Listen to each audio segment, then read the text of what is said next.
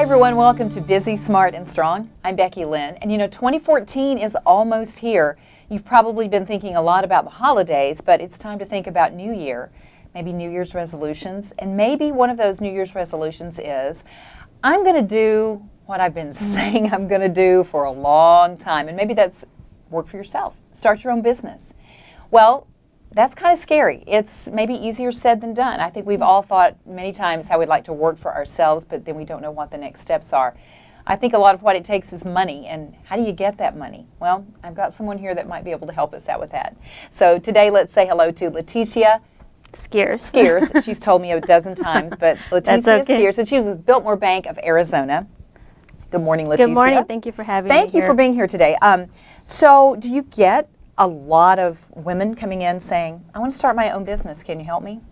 I think it's definitely less and less now with the recession, but we're starting to see an uptick in the last year. Okay. Women coming in, and men, obviously, all sorts of small business owners. So to come in for a loan to start a business, is that how we do it? Do we decide, I want to start a X business, whatever, and come to the bank and say, can you help me? Can you give me some money? Is that what people say?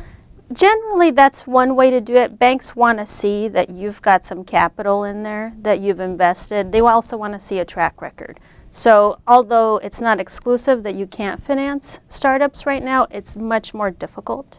Well, I know that you have presented me today with a list of the 5 C's of getting a loan. So let's just start at the top. And if this is something you're thinking about doing, starting your own business, listen carefully, because if you need money to do it, this is how you're going to go about it. Right. Thanks to Leticia. All right, let's start at the top. What's the first one? Well, I would say the most important that banks look at is capacity or cash flow. Okay. So we want to see that your business, either historically or based on projections, we want to see that you have the ability to repay the debt that you're asking for. Yeah, if it's a startup, we're not going to have any cash flow yet. So. And so that's why we rely heavily on projections. How realistic, how accurate are those projections?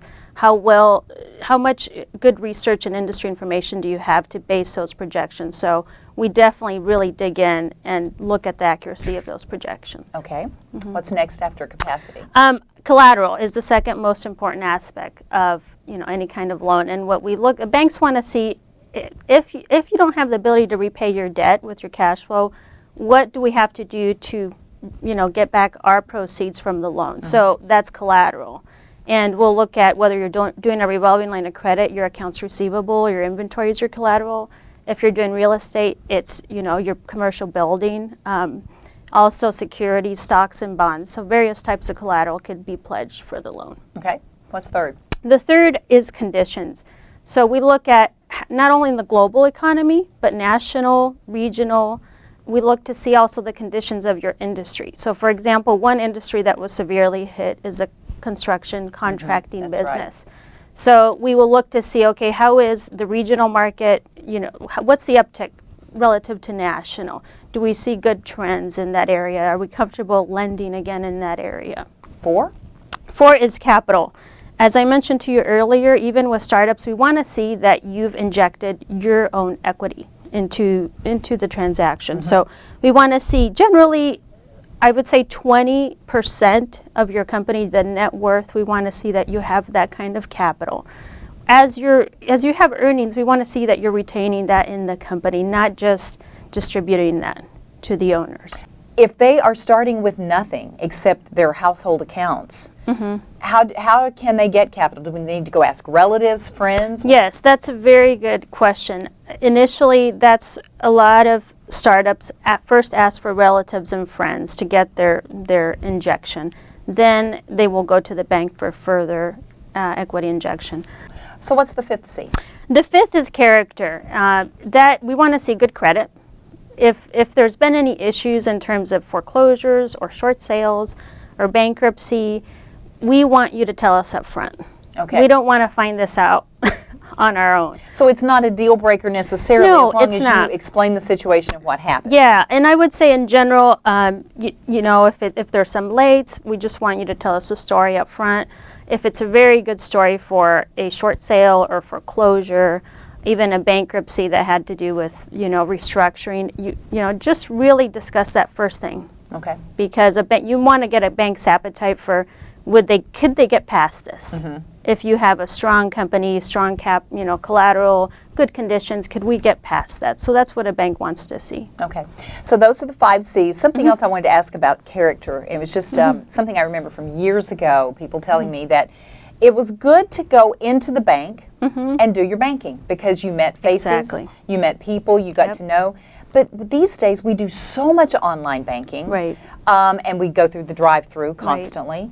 Is that still the case? Is it a good idea to go in and meet people? Absolutely, absolutely. Face to face, you can never get over the incredible value of face to face. You get a great sense of someone. Venture capitalists can size up someone in 15 seconds. Really? Yeah, so that's really impressive. Wow. So I'm not saying banks were venture capitalists, but we get a sense of people up front. And then how they respond to our questions is critical. When we go and, we found this out, I mean, we're already researching you before you come into the bank sometimes. So those are things, just be prepared for that. Put your best foot forward. Tell your story. We want to hear what you're about, how hard you've worked, because there's so much that goes into entrepreneurs. I have a lot, just incredible empathy for small business owners and what they have to do and how hard they work. You do definitely want to be on their side. Where can we get more information about how to get that research, how to talk to people about investing in us to get us started? Yeah, that's a great question. The best resource that I send people to here in the state is SCORE. And that's through the SBA. It's an organization of retired executives, very successful people.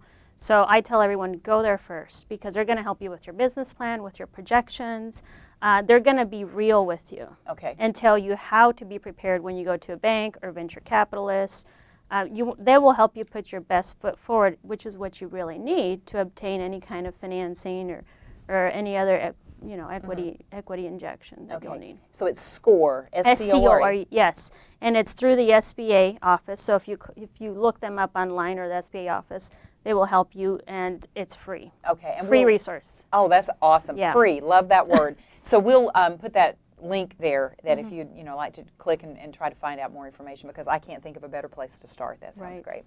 Well, there you have it, the 5 C's of getting a loan should 2014 mean that you're going to start your own business or at least look into it. Leticia Scarce. Yeah, you got it. I got it, from Biltmore Bank of Arizona. Thank you so much for joining us, a wealth of information. And thank you for joining us on Busy, Smart, and Strong.